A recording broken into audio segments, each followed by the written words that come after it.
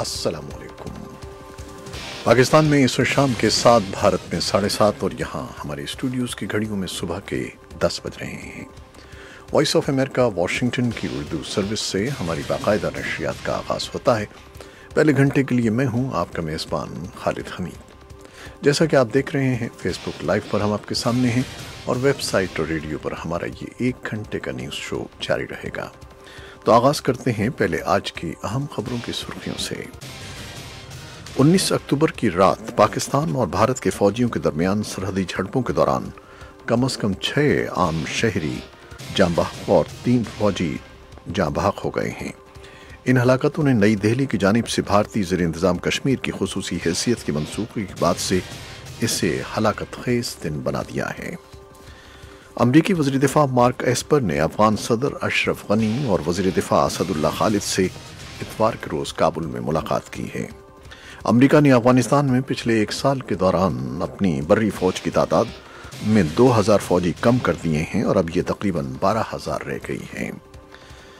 اطلاعات کے مطابق طالبان کے ایک وفد نے اس مہینے کے شروع میں افغانستان کے لیے امریکہ کے خصوصی نمائندے زلمے خلیل زاد سے ملاقات کی ہے۔ امریکی وزیر خارجہ مائک پومپیو نے جمعے کے روز افغانستان کے شہر ننگرہار کی مسجد میں نمازیوں پر ہونے والے حملے کی شدید الفاظ میں مذمت کی ہے۔ بھارت کی حکومت نے آج کہا ہے کہ وہ پاکستان کے ساتھ کرتارپور صاحب کوریڈور معاہدے پر دستخط کے خواہش مند ہیں۔ بھارتی حکام نے دعویٰ کیا ہے کہ کشمیر میں 20% جبکہ جموں میں 100% طلبہ نے اسکول جانا شروع کر دیا ہے۔ امریکی فوجی دستے شام سے عراق میں داخل ہو گئے ہیں۔ شام کے شمالی علاقے میں ترک فورسز سے جنگ کرنے والی کردوں کی حامی فوج سیرین ڈیموکریٹک فورسز نے کہا ہے کہ امریکہ کے ساتھ طے پانے والے جنگی معاہدے کے تحت وہ سرحدی شہر راس العین سے نکل گئے ہیں۔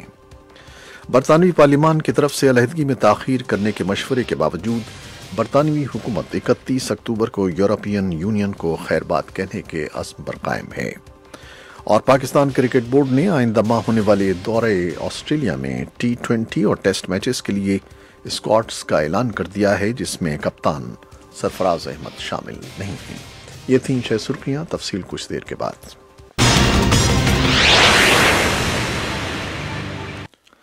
19 اکتوبر کی رات پاکستان اور بھارت کے فوجیوں کے درمیان سرحدی جھڑپوں کے دوران کم از کم 6 عام شہری اور 3 فوجی جاں بحق ہو گئے ہیں۔ ان ہلاکتوں نے نئی دہلی کی جانب سے بھارتی زیر انتظام کشمیر کی خصوصی حیثیت کی منسوخی کے بعد سے اسے ہلاکت خیز دن بنا دیا ہے۔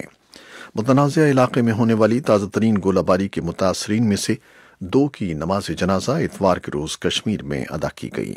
متاثرین کی ایک رشتہ دار سلطانہ کوثر کا اس موقع پر کہنا تھا: کرا دا کر مارے یا اسی غریب لوگ کا جا واسا کرا دا کر کی ہمارا پرا ہے جسے ہمارا پتریا گیا ہمارے 2 پرا گئے اسی کی ہمارا نوا کرے سکو۔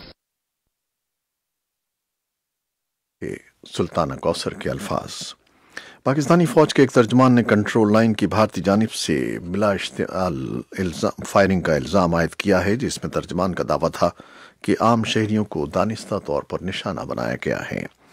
ترجمان نے کہا کہ پاکستانی کنٹرول والے کشمیر میں 4 شہری اور 1 عام فوجی جاں بحق ہوا ہے، جبکہ 2 پاکستانی فوجی اور 5 شہری زخمی ہیں۔ بھارتی فوج نے کہا ہے کہ پاکستانی فوجیوں نے دن کے شروع میں ایک بھارتی سرحدی چوکی اور کشمیر میں انتہائی مسلح فوجی سرحد کے ساتھ واقع شہری علاقوں کو نشانہ بنایا، جس کے نتیجے میں 2 فوجی اور 1 عام شہری ہلاک ہوا۔ متنازع علاقے میں بدامنی کے نتیجے میں اتوار کے روز ہزاروں مظاہرین نے بھارتی کنٹرول والے کشمیر کے عوام کے ساتھ یکجہتی کے اظہار کے لیے اسلام آباد کی سڑکوں پر مارچ کیا۔ مارچ کی ایک لیڈر عظما گل نے کہا: قوم جو ہے اگر کسی پوائنٹ کے اوپر اکٹھی ہو جائے تو اس کو کوئی شکست نہیں دے سکتا۔ آج ہم کشمیر کے معاملے میں یکسو ہیں اور انشاءاللہ کشمیر میں ہمیں کوئی شکست نہیں دے سکے گا۔ یہ مودی، یہ موزی اور یہ ایک درندے سے بھی بڑھ کے ایک شخص جو ہے، اس کو ہم انشاءاللہ شکست فاش دیں گے۔ یہ تھیں مارچ کی ایک لیڈر عظما گل۔ جموں کشمیر یکجہتی تحریک نامی ایک گروپ کی جانب سے ترتیب دی گئی ایک ریلی میں مردوں، خواتین اور بچوں نے شرکت کی۔ امریکی وزیر دفاع مارک ایسپر نے افغان صدر اشرف غنی اور وزیر دفاع اسد اللہ خالد سے اتوار کے روز کابل میں ملاقات کی ہے۔ امریکہ نے افغانستان میں پچھلے ایک سال کے دوران اپنی بری فوج کی تعداد 2000 فوجی کم کی ہے اور اب یہ تقریباً 12000 رہ گئی ہے۔ افغانستان کے غیر اعلانیہ دورے میں امریکی وزیر دفاع مارک ایسپر نے پیر کے روز کابل میں افغان لیڈروں کے ساتھ دیرپا شراکت کے عہد کو دہرایا۔ افغان ریزولوٹ سپورٹ مشن کے کمانڈر جنرل اسکاٹ ملر نے کابل میں امریکی وزیر دفاع کے ساتھ ایک مشترکہ نیوز کانفرنس میں بتایا کہ پچھلے سال 2000 فوجی افغانستان سے واپس چلے گئے ہیں۔ صدر اشرف غنی نے امریکی وزیر دفاع اور امریکی ایوان نمائندگان کی اسپیکر نینسی پلوسی سے، جو کانگریس کے وفد کی قیادت کر رہی ہیں، گزشتہ رات صدارتی محل میں علیحدہ ملاقات کی۔ نینسی پلوسی نے چیف ایگزیکٹو آفیسر عبداللہ سے بھی ملاقات کی۔ اطلاعات کے مطابق طالبان کے ایک وفد نے اس مہینے کے شروع میں افغانستان کے لیے امریکہ کے خصوصی نمائندے زلمے خلیل زاد سے ملاقات کی تھی۔ یہ مبینہ ملاقات طالبان کے اسلام آباد کے دورے میں ہوئی۔ امریکہ اور طالبان کے درمیان اس کے بعد سے یہ پہلی باقاعدہ ملاقات تھی جب صدر ڈونلڈ ٹرمپ نے ستمبر میں باغیوں کے ساتھ امن مذاکرات منسوخ کر دیے تھے۔ ان کا کہنا تھا کہ عسکریت پسندوں نے مذاکرات میں برتری حاصل کرنے کے لیے پرتشدد حملوں میں اضافہ کر دیا ہے۔ ایک سینئر پاکستانی عہدیدار نے شناخت ظاہر نہ کرنے کی شرط پر رائٹرز کو بتایا کہ پاکستان نے اس ملاقات میں اہم رول ادا کیا اور طالبان کو قائل کیا کہ امن عمل کے لیے یہ بہت ضروری ہے۔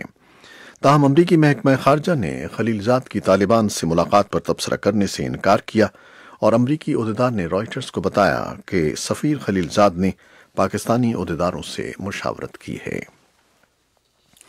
امریکی وزیر خارجہ مائک پومپیو نے جمعے کے روز افغانستان کے شہر ننگرہار کی مسجد میں نمازیوں پر ہونے والے حملے کی شدید الفاظ میں مذمت کرتے ہوئے کہا ہے کہ اس سے معلوم ہوتا ہے کہ حملہ آور کتنے بزدل اور سنگ دل ہیں، جنہیں انسانی جانوں کی کوئی پرواہ نہیں اور وہ بے گناہ لوگوں کے ساتھ کس بربریت سے پیش آ سکتے ہیں۔ مشرقی افغانستان کے علاقے ننگرہار میں نماز جمعہ کے دوران ایک مسجد میں زوردار دھماکہ ہوا تھا، جس کے نتیجے میں مسجد کی چھت گر گئی۔ صوبائی حکام کے مطابق دھماکے میں 62 نمازی جاں بحق ہوئے۔ ننگرہار کے گورنر نے بتایا کہ شدت پسندوں کے اس حملے میں 36 افراد زخمی بھی ہوئے تھے۔ بھارت کی حکومت نے آج کہا ہے کہ وہ پاکستان کے ساتھ کرتارپور صاحب کوریڈور معاہدے پر دستخط کے خواہش مند ہیں تاکہ گرو نانک دیو کی 550ویں یوم پیدائش سے پہلے کرتارپور کوریڈور کو قابل عمل بنانے کے لیے سہولتیں مہیا کی جا سکیں۔ بھارت نے پاکستان کی طرف سے گردوارہ کا دورہ کرنے والے زائرین پر $20 فیس عائد کرنے پر ناخوشی کا اظہار کیا ہے۔ اس بارے میں ہمارے پاس ایک رپورٹ ہے نئی دہلی سے، وہ تو کچھ دیر میں پیش کریں گے۔ بھارتی حکام نے دعویٰ کیا ہے کہ کشمیر میں 20% جبکہ جموں میں 100% طلباء نے اسکول جانا شروع کر دیا ہے۔ اتوار کے روز بھارتی وزارت داخلہ کے عہدیدار کا جموں و کشمیر انتظامیہ کی ایک رپورٹ کے حوالے سے کہنا تھا کہ جموں و کشمیر میں لوگوں کی نقل و حمل پر کوئی پابندی نہیں ہے۔ امریکی فوجی دستے شام سے عراق میں داخل ہو گئے ہیں۔ ایک قافلہ پیر کے روز سرحد پار کر کے عراق میں داخل ہو گیا، جہاں سے وہ اربل کی طرف جائے گا۔ جب وہ عراقی کردستان کے علاقے دوحوک کے سڑکوں سے گزرے تو مقامی شہریوں نے غصے میں ان پر گندے ٹماٹر پھینکے۔ ان فوجیوں نے اتوار کی شام شمالی شام میں اپنے سب سے بڑے فوجی اڈے سے انخلا کیا ہے۔ امریکہ کے وزیر دفاع مارک ایسپر کا کہنا ہے کہ نئے منصوبے کے تحت شام سے نکلنے والی امریکی فوج کے دستے مغربی عراق میں تعینات ہوں گے۔ مارک ایسپر نے مزید کہا کہ شدت پسند گروہ داعش کے خلاف فوج کے آپریشن جاری رہیں گے تاکہ یہ دوبارہ کارروائی نہ کر سکیں۔ امریکی خبررساں ادارے AP کی رپورٹ کے مطابق مشرق وسطیٰ کے دورے میں صحافیوں سے گفتگو میں امریکہ کے وزیر دفاع نے اس خیال کی بھی تردید نہیں کی کہ عراق میں موجود امریکی افواج شام میں داعش کے خلاف انسدادی دہشت گردی کے آپریشن نہیں کریں گی۔ شام کے شمالی علاقے میں ترک فورسز سے جنگ کرنے والی کردوں کی حامی فوج سیرین ڈیموکریٹک فورسز نے کہا ہے کہ امریکہ کے ساتھ طے پانے والے جنگی بندی کے معاہدے کے تحت وہ سرحدی شہر راس العین سے نکل گئے ہیں، جبکہ ترکی کی حمایت یافتہ شامی باغیوں کے ترجمان کا کہنا ہے کہ یہ انخلا ابھی مکمل نہیں ہوا ہے۔